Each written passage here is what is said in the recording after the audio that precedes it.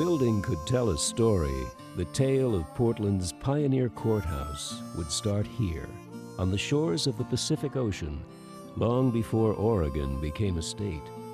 For centuries, Native Americans inhabited this area, full of nature's bounty. Then, in the early years of the 19th century, Easterners dreamed of riches in the West and of a nation that stretched from sea to shining sea. To explore the promise of westward expansion, President Thomas Jefferson launched a journey of discovery. In the spring of 1804, Meriwether Lewis and William Clark departed St. Louis, heading for the Pacific coast. Clark comes up the Willamette River in the spring of 1806, looking for a route actually into California, and doesn't find it, but determines that this is an area that has the potential for a great port city. The settlers in the 19th century came here over the Oregon Trail and settled in the Willamette Valley just south of Portland. In Portland, because it was a place that you could get to on the rivers, became the port for the entire Oregon country. The city of Portland was founded in 1843 on the claim of Asa Lovejoy of Boston and Francis Pettygrove of Portland, Maine. But there was a hitch. They both owned equal shares of the town and couldn't come up with a name. Each wanted to name it after his own hometown, so they tossed a coin, and the man from Maine won the coin toss. Portland soon earned the nickname Stumptown. It was a logger's paradise, literally carved out of primeval forest. By 1846, Portland had grown to 16 small blocks, packed into a compact grid along the river.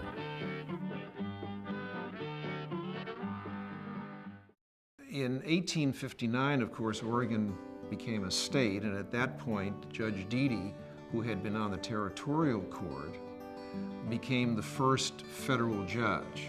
He went back to Washington, D.C. to urge that a courthouse be established in Portland.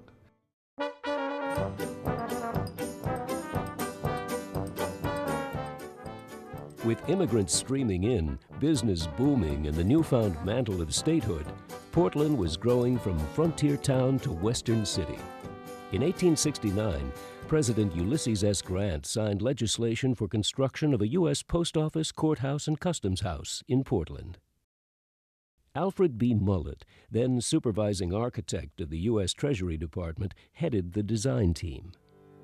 Mullett is quite well known for designing some of the most architecturally significant federal buildings. For Portland, it was quite a spectacular building. It was a combination of Greek Revival and Palladian, so it had some really interesting architectural details. Although in comparison to other buildings built by Mullett at about the same time, such as in San Francisco and Washington, D.C., it was much simpler. Topping the three-story sandstone structure was an octagonal wooden cupola that offered a panoramic view of the city. The distinctive feature was not merely decorative. Like Portland, it had a practical side. That was the principal way the customs inspectors found out which ships were coming in and out of the port of Portland. The courthouse was completed on October 1st, 1875, the oldest surviving federal building in the Pacific Northwest. But this historic achievement had its detractors. The greatest criticism of the Pioneer Courthouse was its distance from downtown Portland. In the late 1860s, when the courthouse site was purchased by the federal government, the main part of the city was about 4 blocks to the east, near the river. The location was no accident. In the mid-1800s, fires were devastating America's cities. Mullett sited the building away from the densely populated downtown for safety's sake. By the 1880s, the federal building, once called remote, was becoming the center of the city. As Portland entered the 20th century, it was time to celebrate both a pioneering past and a promising future.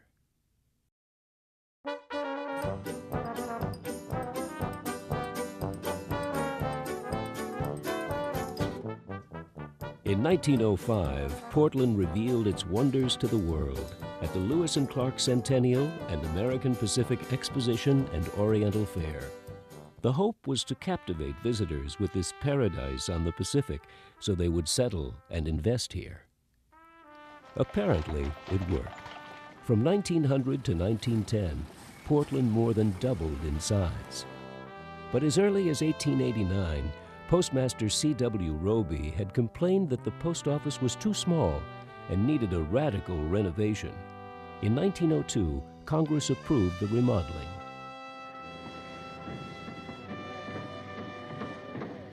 New wings spread to the west, and the size of the basement and first floor were doubled. Construction was completed in 1904, just as Judge Charles Bellinger began to hear one of Oregon's most notorious cases, land fraud trials involving U.S. Senator John Mitchell and Representative John Williams. Portland's construction boom continued through the 1920s. The city's growth overtook the post office and courthouse again. Less than a quarter century after its expansion, a 1927 newspaper article described the courthouse as outworn and outgrown. In 1929, the stock market crashed and the Great Depression ensued. The federal building's fate remained as uncertain as that of many Portland residents. Roll on, Columbia, roll on, roll on. Like the Columbia River, Portland managed to keep rolling on through the Depression. In 1938, construction of the Bonneville Dam, the first of the great Columbia River water projects, was completed. Woody Guthrie's folk songs heralded the cheap power from new dams that now lit up the rural Northwest. Roll on, Columbia, roll on. But for Portland's federal building, the lights were off and the doors closed. In 1933, a new U.S. courthouse and post office had been built, now called the Gus Solomon Courthouse. In 1939, Congress authorized the old building's demolition. Only World War II saved it from the wrecker's ball. The government needed space. But by the early 1960s, the reprieve was over. The General Services Administration planned a new federal office building on the site. Federal agencies had pretty well come to the conclusion that we should destroy this post office, or this courthouse and post office, because it was too expensive to restore it. At that time, there was urban renewal was really big. Incentives for demolition of historic buildings were there. And so essentially large parts of urban environments simply disappeared, including in Portland. 3 leading citizens took the fate of the courthouse into their own hands. GSA began a feasibility study to determine whether the building, which at that point had really been abandoned, could be used for another purpose. The courthouse that stood virtually vacant for years had been rediscovered. As the oldest surviving federal building in the region, and perhaps the most important in the Pacific Northwest, it was a perfect candidate for preservation. The project was completed in 1973, and the building dedicated the Pioneer Courthouse. 4 years later, the courthouse was designated a National Historic Landmark. The impact of the renovation reverberated into the next decade, with Portland's Pioneer Courthouse Square project just beyond the building's wall. Pioneer Courthouse Square was created in 1980 out of an international design competition to create a space in the heart of downtown that was open and active and vital. Well, the square is the heart of downtown Portland, and it's frequently called Portland's living room. Our courthouse is one wall of that living room. With its prominent location, the courthouse was about to find itself on the frontier of historic preservation once again.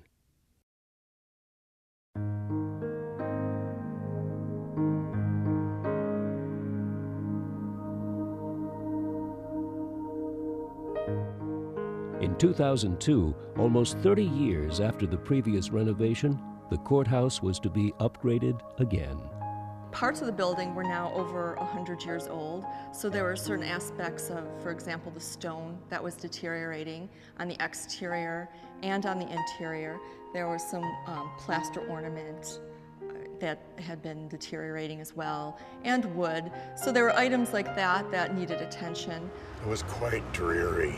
Many offices of the federal government had placed a lot of false partitioning and cubbyhole arrangements all through the building, with all of the translucent and artificial lighting. No one had any pride in the interior, so it looked, at best, ordinary. But there would be more to this renovation than cosmetics. It would be retrofitted for protection from seismic events with a base isolation system. This new seismic structure is an interesting tie between historic preservation and modern engineering. Seismic isolation is a relatively new technology for protecting buildings from earthquakes, and we use it when we want to protect a building from damage. So probably there are in the order of 50 buildings in the world that are using these friction pendulum seismic isolators, and they're all special buildings in some way, like the Pioneer Courthouse.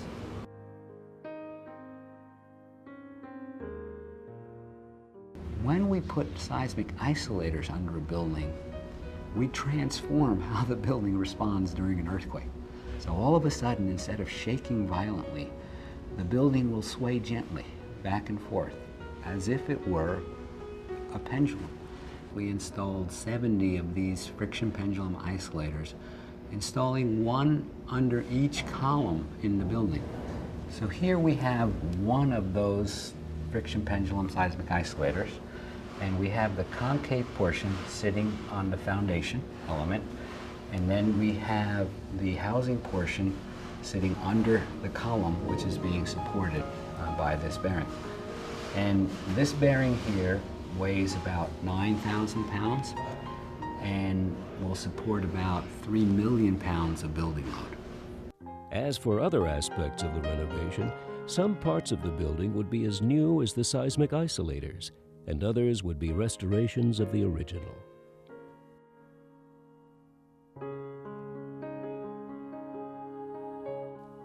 The main lobby is a totally new space, but the rich, warm colors recall the 1875 Italian Renaissance tones discovered in a plaster survey of the original building.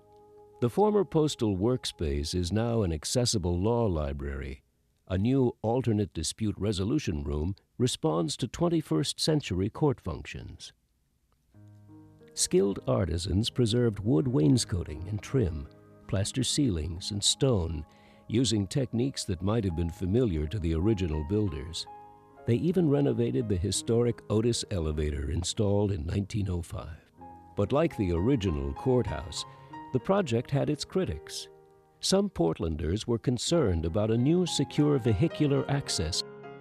People believed we were doing the project because of the parking, rather than we were having to do and protect the building by doing a base isolation, which lowered the building by 10 feet, which allowed for the secure parking, which is now required under the court's guidelines. Another concern touched Portlanders more. As a result of having to close the building for 2.5 years, the post office made a decision that it would leave the building and relocate in the Solomon Courthouse building, which is about 3 or 4 blocks down the street. Once the customers were aware that we were going to have a presence in the Solomon facility, it mitigated many of the complaints and the most harsh critics that we had. There was many customers who said, at least we have a beautiful facility we can be served at, and it is close to where I work. But the loss of the post office raised another issue for a public who clearly loved this building. You know, one of the things about this project that alarmed the public was it was going to be completely shut away because the post office was gone, and that, you know, people wouldn't be able to get in. So the project team devised a way to keep Portlanders involved. The CAP, or the Citizens Advisory Panel, was made up of a variety of representatives from different organizations, and that was actually something very unique that hasn't been done before in a public project like this.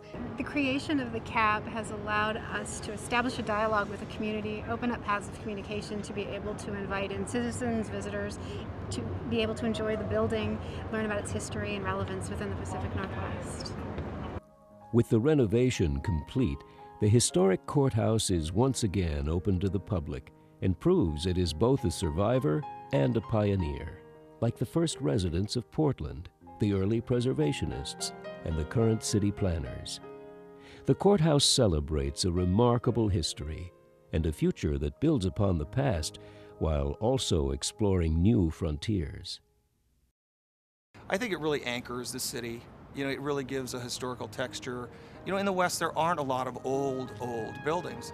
So to have this one thing that's been there almost since the city began, and to have the city grow up around it, it really is very meaningful and something that we really do cherish. Everything that happens in Portland happens right around this building. It's become a beloved landmark for its architectural presence as well as for its history. These people that you knew or I knew who had been in the law, who had been judges, but were part of the personality of that building. So I just didn't see it as stone that had been upgraded or painted or whatever. And I think that's the value of a building like the courthouse. How can you not be passionate about this wonderful place? It has survived all of this time. It is the centerpiece for our community. We have something special, the chance to be in this architectural and historical gem. So it's something we all really have a passion about.